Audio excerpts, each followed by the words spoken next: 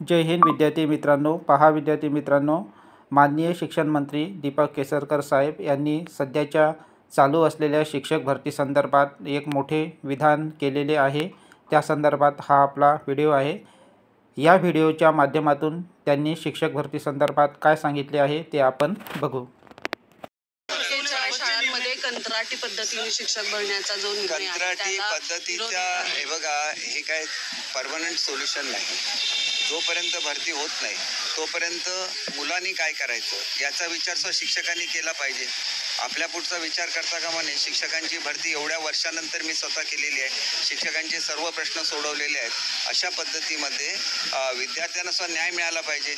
ज्या ठिकाणी काही कारणामुळे कोर्टाचे काही निर्णय असतात, त्याच्यामुळे आपल्याला भरती करता येत नाही, कारण काही लोक कोर्टात गेलेले असतात. अशा वेळेला तात्पुरत्या प्रमाणात का होईना तिथे शिक्षक द्यायला लागतो. आदिवासी भागांमध्ये बघा, आज शिक्षक नाही आहेत, कारण त्यांची केस कोर्टामध्ये चालू आहे. अशा परिस्थितीमध्ये जर टेम्पररी शिक्षक नाही दिले तर ते चालवायचं कसं हा प्रश्न असतो. काही ठिकाणी तर 5-5 मुलांच्या शाळा आहेत, 10-10 मुलांच्या शाळा आहेत, म्हणजे एका वर्गामध्ये एकच त्या ठिकाणी मूल आहे. मग त्याला 2-2 टीचर जर परमनंट दिले तर मग ज्या शाळांमध्ये मोठी प्रमाणामध्ये मुलं शिकतात ती त्याच्यापासून वंचित राहतात, चांगल्या एक्सपर्ट टीचरपासून.